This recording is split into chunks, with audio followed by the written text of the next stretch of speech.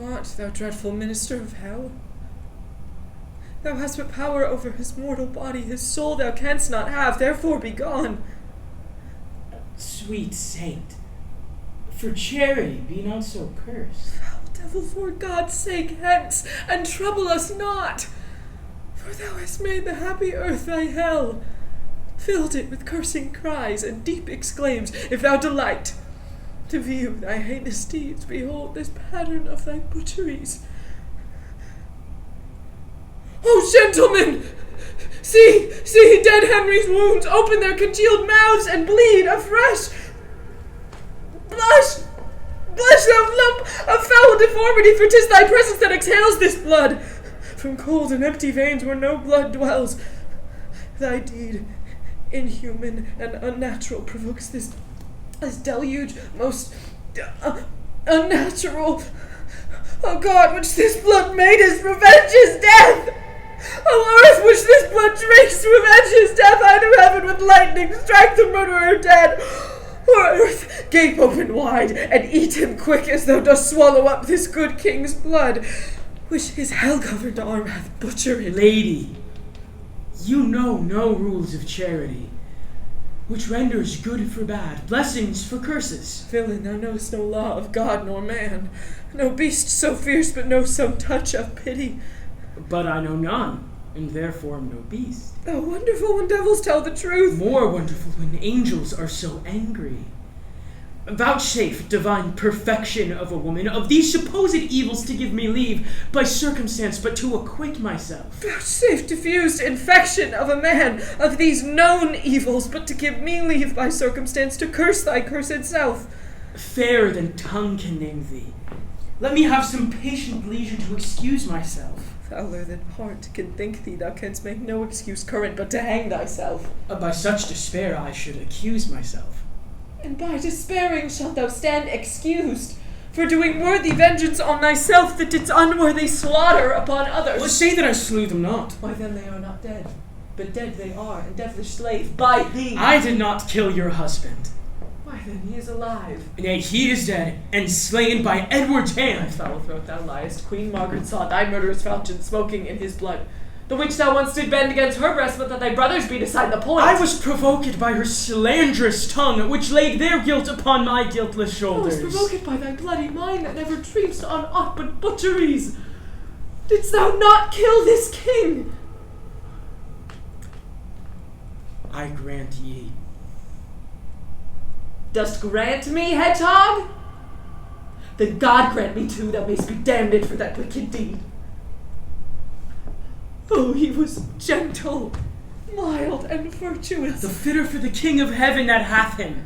He is in heaven where thou shalt never come. Let him thank me that hope to send him thither. For he was fitter for that place than earth. And thou unfit for any place but hell. Yes.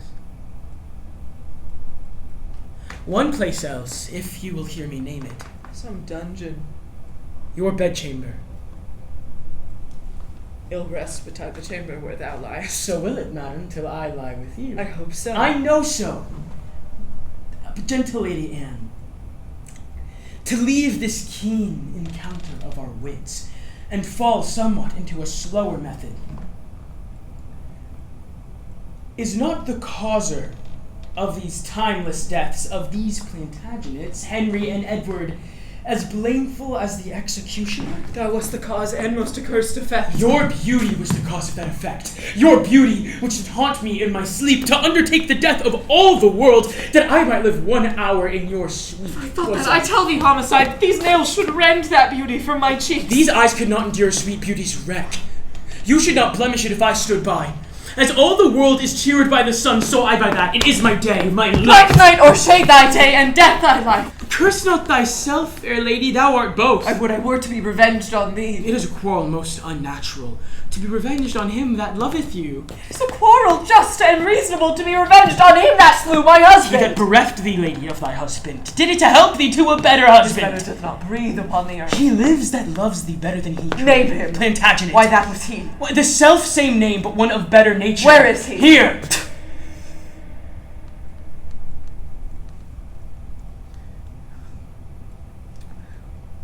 dost thou spit at me? Would it were mortal poison for thy sake. Oh, never came poison from so sweet a Never place. hung poison on so foul a toad. Out of my sight thou dost infect my eyes. Those thine eyes, dear lady, are infecting mine. Would they were basilisks to strike thee dead. I would they were, that I might die at once. For now they kill me with a living death. Those eyes of thine, from mine, have drawn salt tears, shamed their aspect with store of childish drops. These eyes, that never shed remorseful tear. No, when my father York and Edward wept, to hear the piteous moan that Rutland made, when black-faced Clifford shook his sword at him, nor when thy warlike father, like a child, told the sad story of my father's death, and 20 times made pause to sob and weep, that all the standards by had wet their cheeks like trees bedashed with rain. In that sad time, my manly eyes did scorn an humble tear, and with those sorrows could not thence exhale thy beauty half, and made them blind with weeping. I never sued to friend nor enemy. My tongue could never learn sweet, smoothing word. But now thy beauty is proposed my fee. My proud heart sues and prompts my tongue to speak. Teach not thy lips such scorn, for they were made for kissing, lady, not for such contempt. If thy revengeful heart cannot forgive,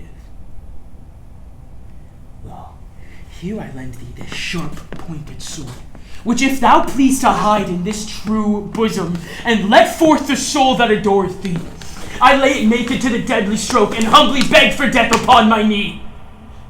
Nay, do not pause, for I did kill King Henry, but 'twas thy beauty that provoked me. Nay, now dispatched, 'twas I that stabbed young Edward, but 'twas thy heavenly face that set me on.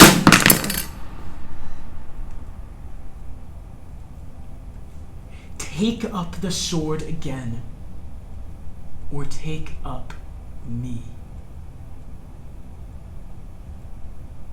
Arise, dissembler. Though I wish thy death, I will not be the executioner. Then bid me kill myself, and I will do it. I have already. Tush, that was in thy rage. Speak it again. And even with the word, that hand which for thy love did kill thy love, shall for thy love kill a far truer love.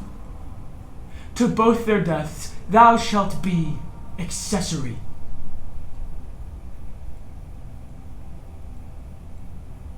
Would I knew thy heart. 'Tis figured in my tongue. I fear me both are false. Then never man was true.